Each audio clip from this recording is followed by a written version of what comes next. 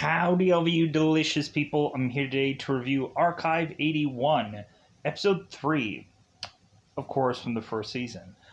So, going into this episode is head over heels better than the last episode. Just, why wasn't this episode, like all the stuff that was implemented in this episode, implemented in every single episode or being placed in every single thing? Like, I would have loved it if Dan honestly would have gone on throughout this whole entire show and the whole entire time be following Melody around. Just kind of in the background, just kind of watching on as these people are to go on and do their thing, and Dan is just in the background. That would have been interesting. That would have been an interesting way to put this whole together as we're kind of weirdly continuing to see just Dan somewhere in the background, or just him like somehow like doing what he's really just doing in this episode. The only thing that I kind of have flack for this episode is probably just Stephen Turner, who isn't really able to give anybody any real therapy like advice. He's basically just bringing a dog in, Cleo, every single time. Like if that's therapy, then like anybody could become a therapist at that point. But that's a joke. That's nothing to just make of the actor who is to play that role. It's just to be honest about it, that it's like, okay, we kind of really just have it where a person is to express their feelings, and Steven is just like, okay, well, here's the dog again. Man, all right. But we have Melody that's saying that he's really helpful to her at some point in this episode. So yeah, so in this episode, like, I can really have us remember via other episodes that that Dan did have some mental issues, some mental health issues, and I think there's a whole reason for that in this episode being placed in here, where I really think that Melody was to say that she had mental issues, and so is Dan. So I think that maybe both of these characters' mental issues are to reemerge here. Also, we are going and seeing Melody, an older variation of Melody, and we'll go on and we'll talk more about that in spoilers. So, going into this episode, head above heels, above freaking main. Like, why wasn't this the main focus? Like, why didn't we have this approach throughout the whole? Like, this episode kind of reminds me of the James Woods movie Videodrome, which I wouldn't recommend people to see it because it is kind of like this movie where there's to be these kind of torture scenes, or there's to be kind of very much it's a very dark film. And so really a lot of people like, why in the did he say this movie? Why has he seen this film? I don't know. I just I think the original way of which that I saw this movie was because it was at some like thrift store somewhere for like a couple of bucks, and it wasn't the best version either. Like, the discs that I found out were at this store was so like heavily scratched up that I'm like, God, like, so this should, like, all these DVDs should have been sold for like $1, and they weren't, because they were just that poor of quality. which honestly I was tempted after I was to go and get these DVDs to just like just throw them away. Just because I was like, man, I'm never going there again and buying DVDs. Uh, being honest. So, also in this episode, we are to tie both the tapes in, the VHS or the little tapes that Melody used to have. We're to tie those in with these therapy session tapes. So whatever we don't get as far as story from uh, these actual tapes will go on and kind of see the story being played out through a tape, which is kind of interesting. I'm like, yeah, I wish that we could have honestly had these kind of things like all along, because that would have been a lot more interesting. That would have been a lot more of a better way to put together this story. And plus, also, there would be a lot more times where we probably wouldn't be seeing Dan as much. But, like, again, they probably could have had Dan just be uh, the person who keeps, like, popping in and out from time to time in the story for you to just go, like, oh, so he's technically watching this and he's technically on in the show, but it is what it is for here. So, with that said, that's all I want to say about this in a cryptic like sense, because I almost gave some certain things away. But yeah, oh my god, this episode was so good. Especially that ending, or like that ending was like, oh my god, like that was so cool. I loved that. So let's go out of our way to say that it's about that double five time territory, because it is that time again to go into spoiler time. Spoiler time. It's about that time again to spoil this episode. One thing that I want to say though is,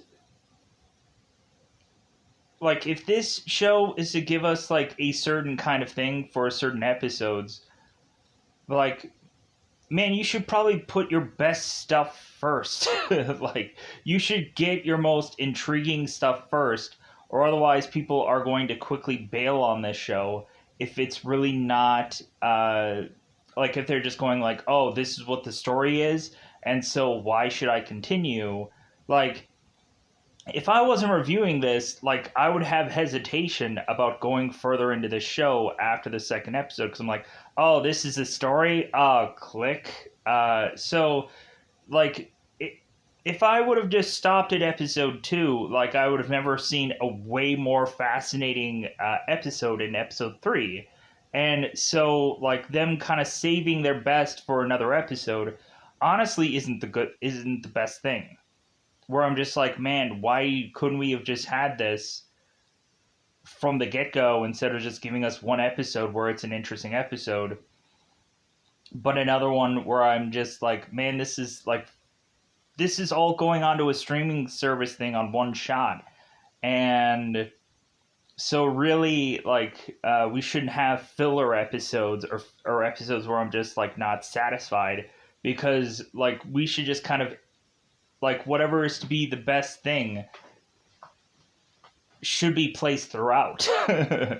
Instead of just like, oh, well, here's this theme of this episode, here's this theme of this episode, then it goes on to being just like Black Mirror, where instead of watching the whole show as a whole, you're going to pick and choose what your favorite episode is and then just watch it like that.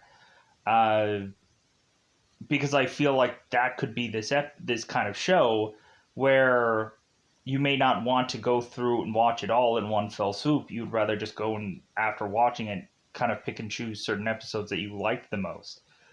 So, with that said, let's go into this episode. So, we go on and we have Dan find out that, of course, Melody has sought therapy from Stephen Turner, and there's a whole reason why I'm saying it like this, because we find out that Melody had her mother given her up to this church and just walk away one day, lighting a candle and then running off. Because heaven forbid you just go and just give up your child a proper way through proper channels. Oh no, I'm just gonna dump them off somewhere and hopefully someone takes care of them.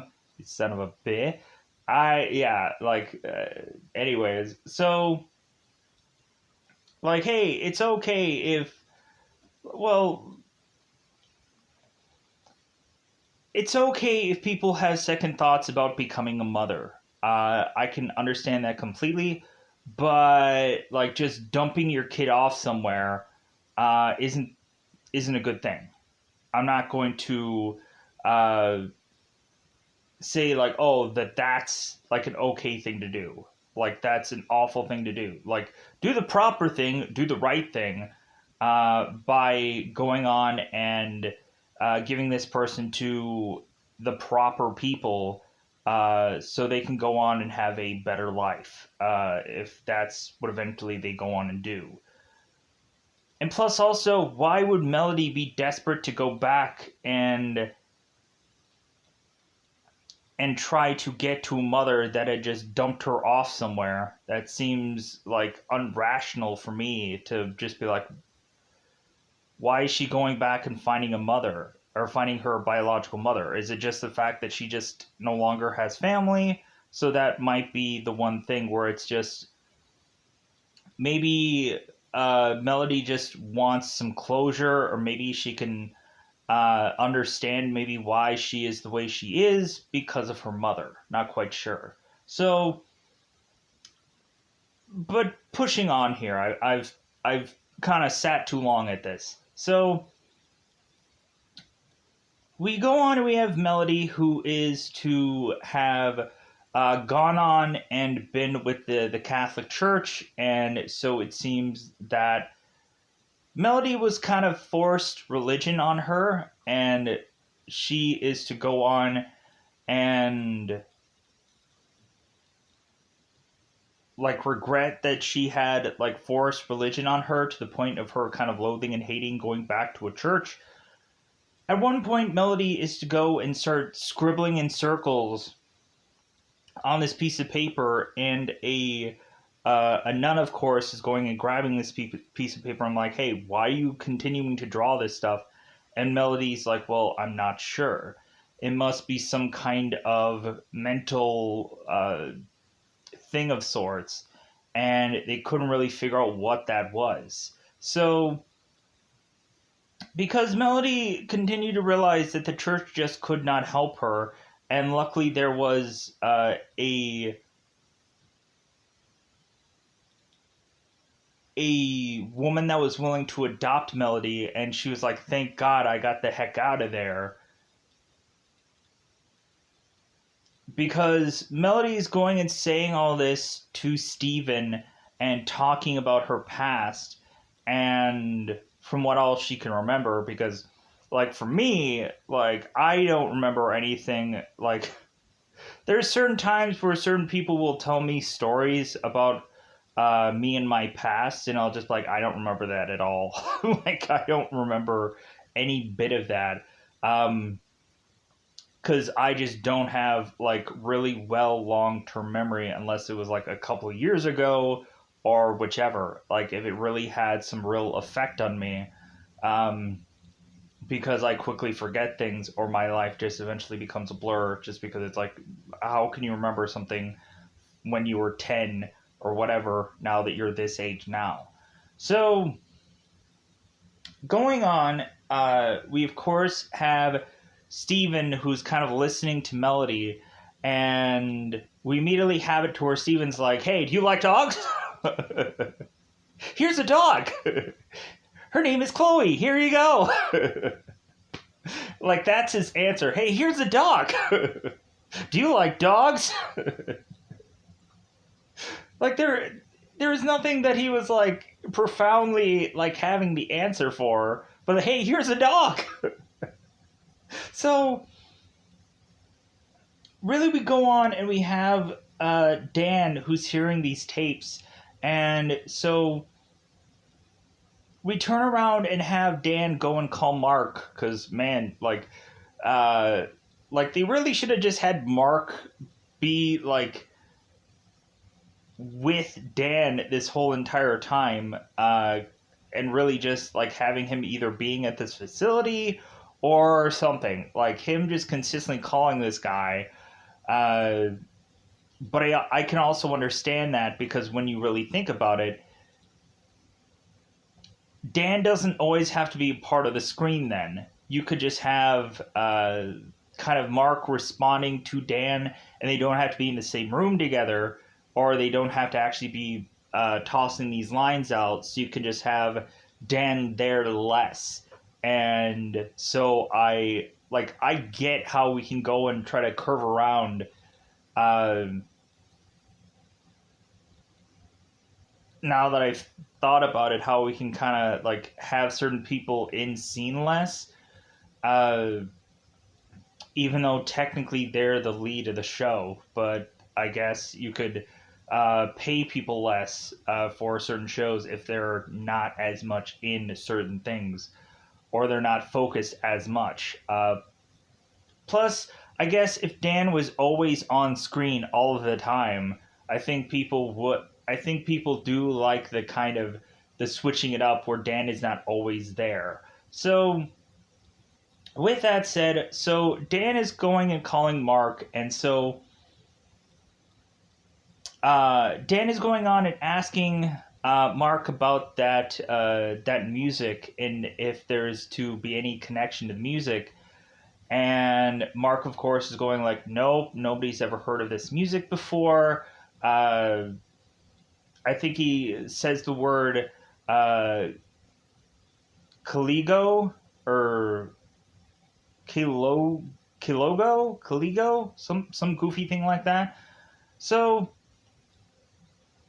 we also have it where Mark is gearing up to go and see the older version of Melody, which is not actually going to be the same Melody that we see here. It's going to be a completely different actor. I'm like, you couldn't just slap some makeup? Like, I don't know how many, like, we have, like, what is it? Like Jupiter's Legacy and all these other shows and movies and stuff where you just slap some makeup on a person and they look like 20 years older. Why couldn't they have just done that here?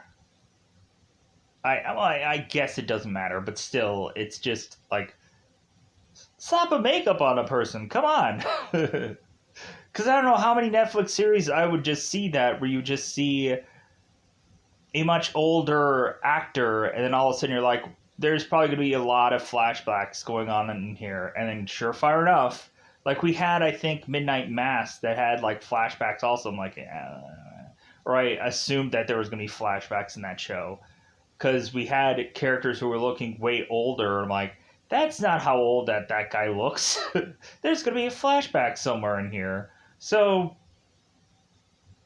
but anyways, let's continue to push on. So, Dan is telling Mark here to kind of like take it easy with Melody because she's been through a lot. So Mark is telling Dan, it's like, hey, don't tell me how to do my job. No, that was a joke. That was a joke. But like, you would have thought, like, what, is Mark going to be an a-hole to this woman? Like, come on, it seems like he's a nice guy. What is he going to just switch and just be like, I want answers, woman. Like, smack on the desk and be like, where were you October 34th? Where were you? Light comes in.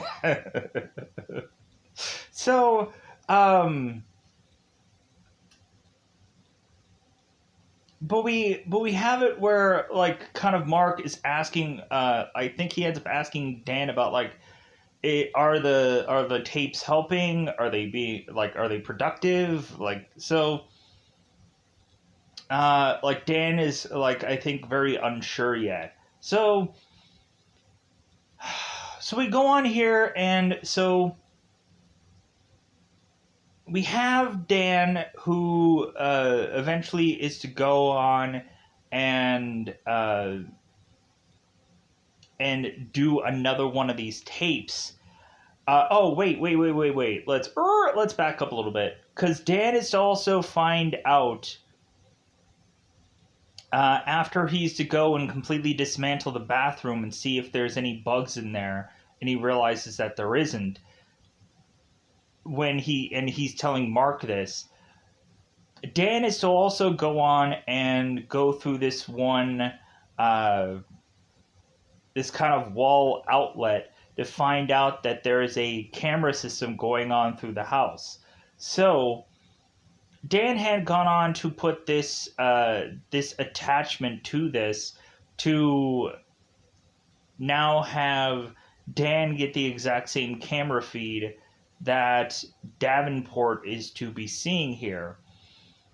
So Dan, in the later part of this episode, is to go and find a blind spot for these cameras, going into this bathroom, putting on the shower, and then kind of sitting in this corner. We all of a sudden have this old lady who is to say that she is to be this groundskeeper kind of lady, where she's going on and asking Dan about the hey, Davenport had called because it seems like there is to be some water troubles. And Dan is like, oh no, I'm just waiting for the hot water to kick in. And the girl's like, I don't know about this. And so all of a sudden the girl also was to mention something about mold, and Dan is like, I know what you're doing here. You're going to go on and realize that there's a blind spot, so you can fill this blind spot, so you know. So Dan is going on and telling this woman, yeah, there's no mold in this room. Like, what lie are you also going to mention in here to try and get some camera into this room? No, there's no mold in here. Go away. Anything that is to, of course, need fixing, I will go ahead and do it myself. You can leave. Goodbye, old lady. Goodbye. So this old lady is to eventually go on and start looking through the tapes and start looking at all the stuff that Dan is doing. And Dan is like, I'm sorry, are you tech support, or are you like the groundskeeper? You Bill Murray from Caddyshack, or like what's going on here? So if anybody had seen the movie Caddyshack with Bill Murray, where he's like the head groundskeeper, some people have probably never seen Caddyshack. It's the golf movie with the gopher, or I'm all right. Anyways, pushing on. So tangents galore in this one. I'm sorry. So we go on, and if you've never seen Caddyshack, you should freaking see it. It's fun. So we go on, and we have Dan, who is just like on this woman like it's nobody's business. And I don't mean in a very like he finds her attractive kind of way. So we go on, and we have this woman who's realizing, like, yeah, anything that I'm going to do, I might as well just walk off here because this guy is going to have some problem with it. So Dan is to also tell this woman, hey, like, if you're going to do something, how about you might as well just kind of clean up that whole chapel from down there. We also have Dan telling this woman that Davenport was to promise him privacy, which not quite all that private when you have a bajillion cameras all throughout this place. And so Dan is to go on and I guess try and find some solace, or to try to find some spiritual moment within this chapel, which is to still kind of give him privacy because I guess there is no cameras down there. So that's interesting. So I'm kind of going and doing this video in a very roundabout way. Like, I'm not going to do it perfectly like the show. Every single review that I do is probably going to be like that anyways.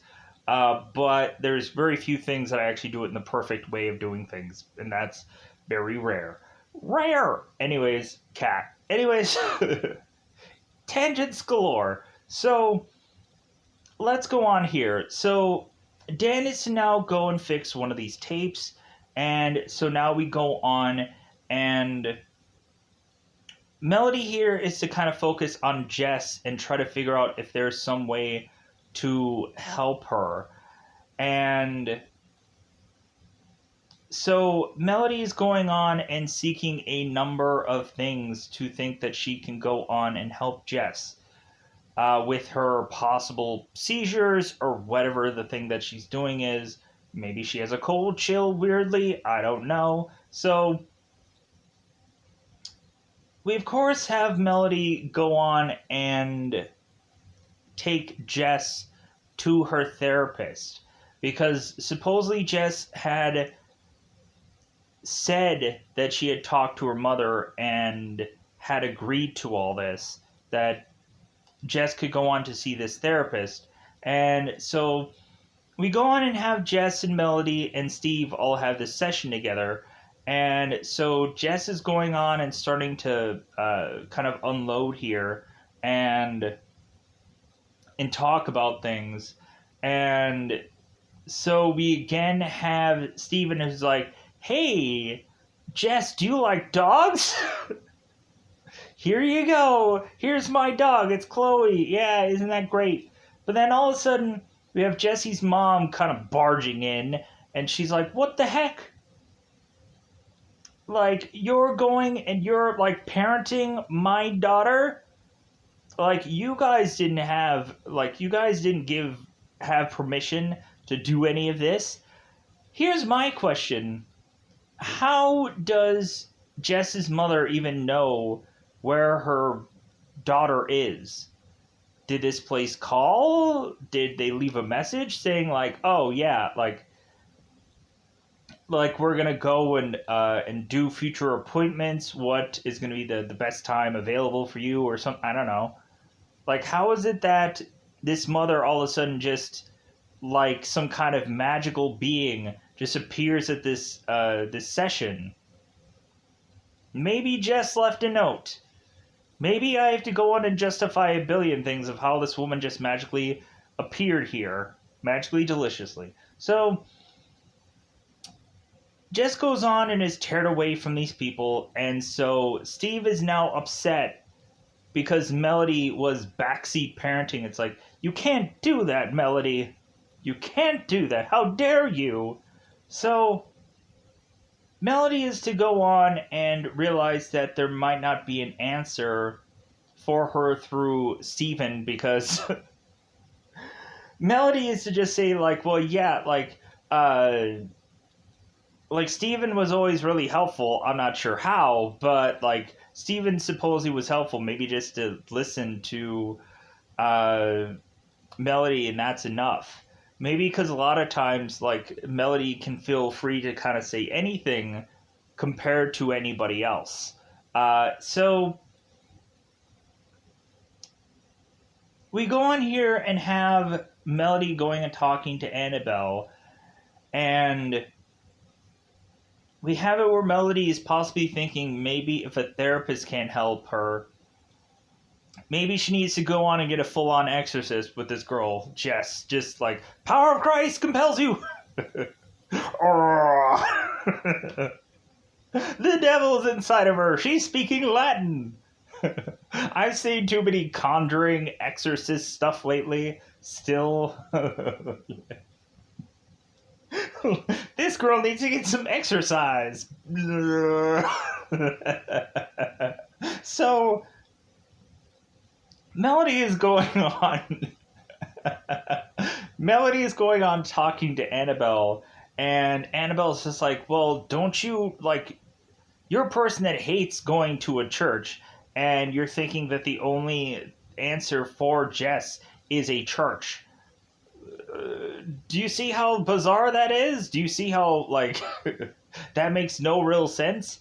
And Melody's like, yeah, I get it, but, like, I'm still wanting to help this girl. It's like, you know what, Melody, I think you've helped enough. Like, the more and more that you're trying to go and find somebody to help this girl, I think the more and more distance that the two of you are going to eventually have. So I think that that's just a mistake. So we have one moment here where all of a sudden Dan is to have this kind of weird, uh, maybe he's sleeping, maybe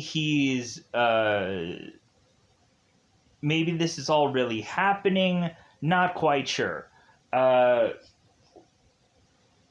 like maybe we just have uh, Dan who is to like have some kind of weird ability of sorts that we're not quite sure what exactly this is.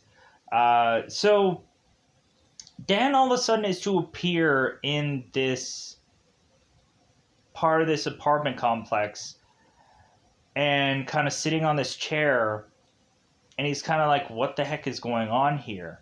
All of a sudden Melody arrives, and young Melody, and he's talking to Dan, or she's talking to Dan because it's a female. So Melody and Dan are talking here, and so Melody is going and saying to Dan as like she's kind of like looking to see if anybody's around, which there's nobody. Melody's going saying to Dan, it's like, well, like this place is really weird, right? And Dan's like, yeah. And so I'm kind of wondering two things. Was Dan at this apartment building and maybe it's the young version of himself? I don't know. Like, this seems so weird. Like, is Dan now having some kind of weird, uh, maybe he's a time traveler? He's a time traveler. Maybe he was actually. Wouldn't it be weird if he's actually in the tapes somewhere? And, like, it's just the tape that he didn't see? And he's like, oh my god, I was there. Maybe we're gonna find out that Dan is like a ghost, or maybe he's dead. I don't know. Like freaking, I don't know. Like I'm sure at some point we're gonna find the answer by the end of this. That we're gonna find out that he's Bruce Willis and he's dead the whole time. You're dead the whole time. We're having a ghost working on this stuff. That makes sense, right, Dan? So then he may be burned in that fire all along. So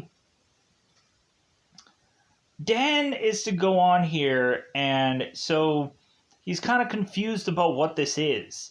And so when Dan is to go on and accidentally break one of his tapes, he goes on and tries to find the replacement parts to then go and find Melody again.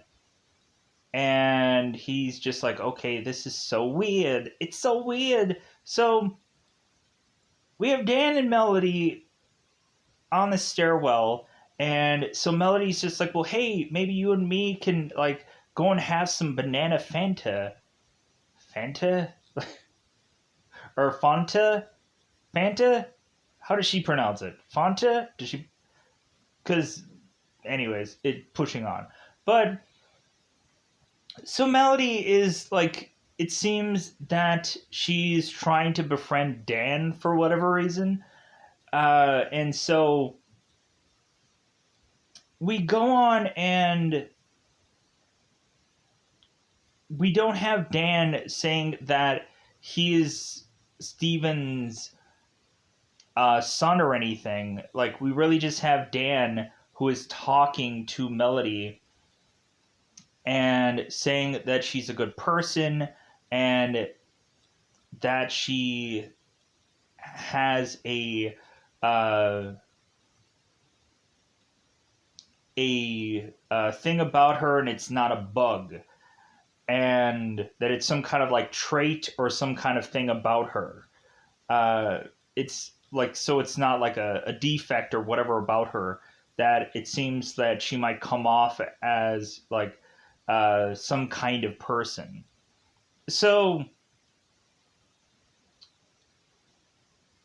we go on here, and we have Melody who, while she's going to this place getting this banana Fanta, and she's with Annabelle, and they're kind of taping this.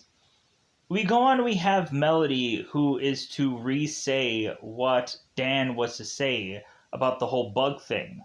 And that Dan is just like, oh my god. She knew. Like, we have Dan, who I think is getting more and more freaked out about these tapes, because he's like, oh my god, like what I had said to her earlier, she is saying here. Was there, like, Dan, I think, needs to go to Melody and talk to her, talk to the older version of Melody to seek out answers here. Either that, or Dan is just really just, there's something mentally that maybe he has some ability of sorts that I'm thinking where he is to like have this kind of psychic like ability, and maybe that's why they're going on and having him do this here, where it seems that he's to be able to know these tapes beforehand or something. I'm not quite sure. But we, of course, at one point end up having Melody and Annabelle, and a girl named Cassandra is to go and meet Annabelle because Cassandra is going on and putting up a flyer for people to play Canasta, I think. And I'm like, Canasta? Like the old card game?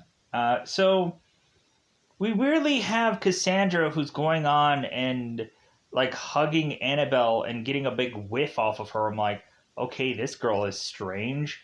And so we have Melody who's asking Cassandra questions, and it's kind of like blank slating her, like basically meaning that she doesn't even realize what Melody is saying.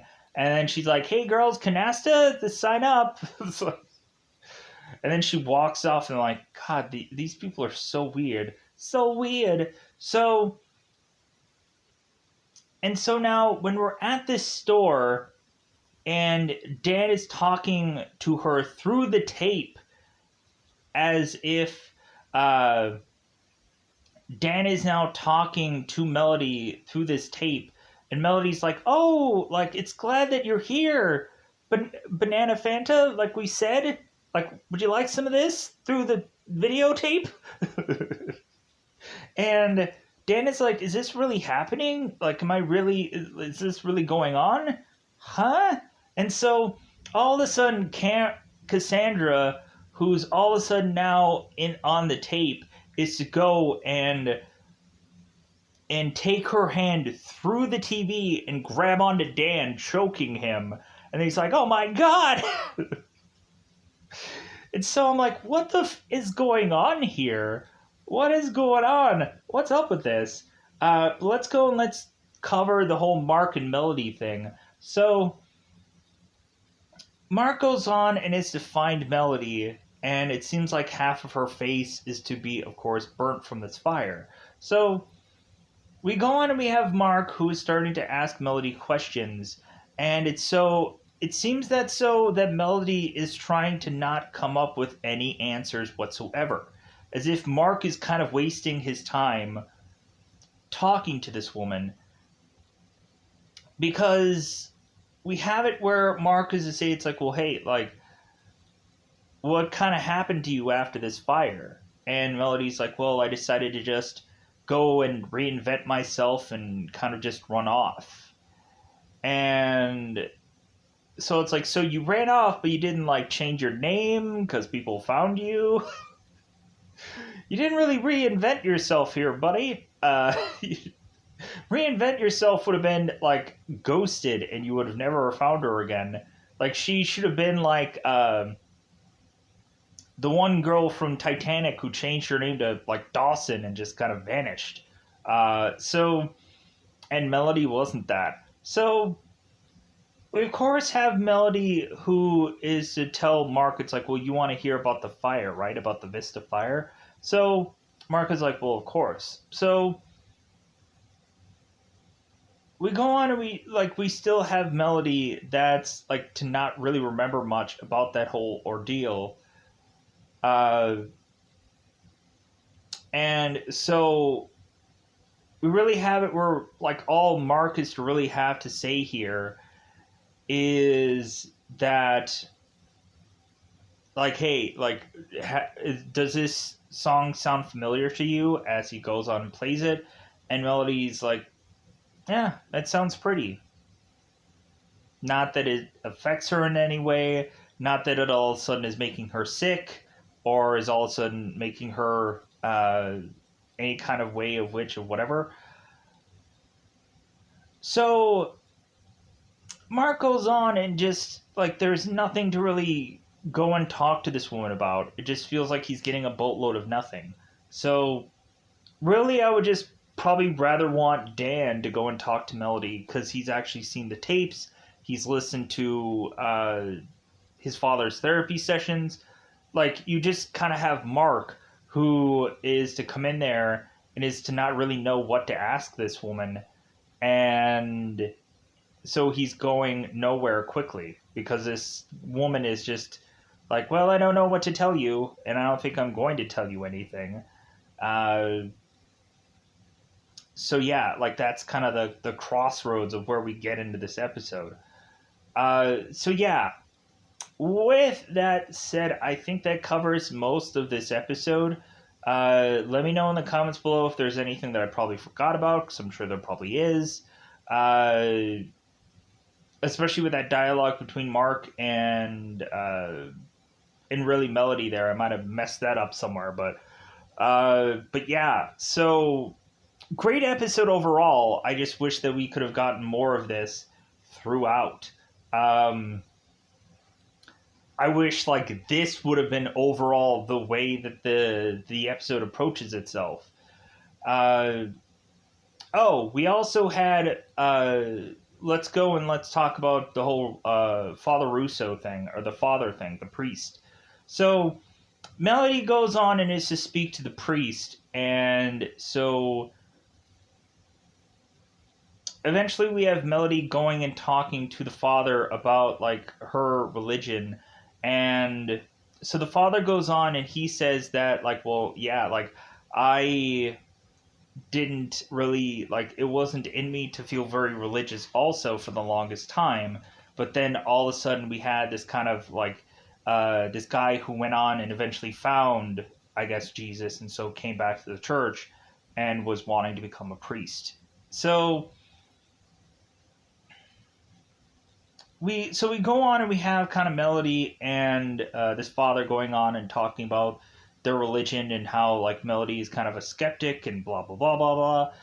So really what ends up happening here is we have Father Russo that just takes it upon himself to go and find Jess, as Melody is going to find Jess later on in this episode, and find out that the father here is to take it upon himself to just go on and do an exorcism, which I'm like, wait a minute, because it feels more like he's like waterboarding this child, where he's like drowning her weirdly.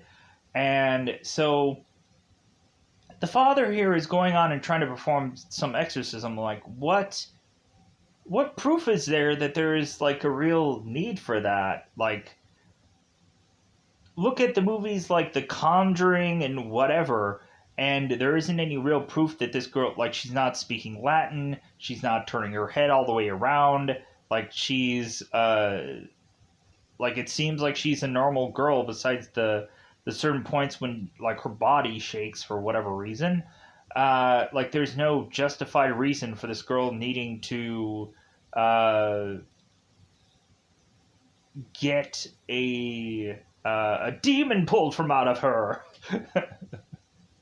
So we all of a sudden have this father that's like viciously like, yeah, let's try to exorcist this girl. And so Melody's like pushing this father off because he's lost his freaking mind. And so we go on and we have this father that is telling Melody here that this building, like there's something wrong about it. There's something dark about it. And there's something like horrible about it. And we also have it to where in the very beginning of this episode we have this trailer or this like these two guys going on and reviewing this movie called Devil's Carnival. I forgot about that. Where they go on and they're talking about this movie, and I'm like, okay, this is cool. Where we kind of have this very like cheaply, horribly done horror movie. And we had the father when they were at church going on and talking about the Devil's Carnival and how it's like it could be possibly a really popular movie for this town, and that like the people should go on and kind of see this movie if they want, and like and I'm like, okay, that's kind of weird how they're kind of like they're pitching this movie to people even at church. You would have thought like the priest wouldn't even know that that movie exists. But I forgot about that, so I'm going to kind of cover that now. So we had the weird, cheaply done movie trailer that kind of feels like those old fashioned films, like how we kind of saw The Circle in the pilot episode. It kind of feels like those where every once in a while you find like a really cheap horror film that's actually just like, man, like this is really good, and I wish that this movie would have been a lot bigger budget because it would have been done a lot better. Like there's certain stuff like there's this one movie that I saw called Demons, and I'm like, oh my god, this movie was freaking amazing. But like there's stuff about it also that's kind of gross. But man, was that movie good. Like how can you not love like a zombie movie that was done in like a movie theater? Like that was pretty sweet, even though there were some gross things about it. Not going and advertising anything that I'm doing on this channel, I could like it's not a big thing for me to like, oh, I should advertise. So I don't care. So it doesn't matter to me. So, but yeah, so going on, we have this father who's telling Melody here there's something wrong about this building, and so really that's kind of where we're really just left off with this episode with like this father who I think there's something wrong with him going on and trying to like hurt this girl basically by almost drowning her, it seemed, from my viewpoint. But anyways, let me know in the comments below how you felt about this episode. Maybe you loved it. Maybe you're just like, no, this is still boo. This is still boo, everybody. Boo. Maybe that's what you feel. I don't know. Maybe you're just like, man, I can't believe he's still watching this. Like, I don't know. Whatever your opinion is, it's okay, because at the end of the day, I'm probably just going to continue to review these anyways. So yeah, like, so it feels like we're kind of at an even keel here, where it's like the first episode was really interesting, and then the second episode was, and then the third episode was like, and then maybe the next episode will be like, all right, like, I guess we had a lot of cool stuff in the last episode. But yeah, the real way that this episode is to end with the whole grabbing thing with the hand, and I was like, yeah, why didn't we have a lot more of that? Because that's what could really get people. And why isn't any of the stuff like from this episode, like especially that whole hand grabbing thing, why isn't that in the trailer? That could have immediately intrigued people. Just like, ooh, what is this show about? Like, I don't know. I didn't go into the trailer of it. Like, I don't know if I went into the trailer of this one, but I think they should like put their best clips forward for these trailers. Like, I think they want to like, oh, we know that this is going to be a popular show anyways, or we know that people are going to be intrigued about it. But yeah, so I'm going to get out of here so I don't waste more time, because I realize how long this episode is. So I'm going to get out of here. Bye, everybody. Bye, everybody. Hopefully you guys are liking the show, or hopefully just like, yeah, there's something about it. I don't know what it is, because I feel the same way. Like, there's something about this that it's just like, okay, like, I don't really care what the end result is. Like, I don't really care what the end game is, or whatever. I'm just interested in, like, the overall just show now. I don't really want all the answers. I don't want the mystery solved at this point. I don't really care. At this point, I just want to go on and just kind of see what this show provides. At this point, just kind of see what they what they do. But with that said, I'm getting out of here. Bye, everybody. Bye, everybody.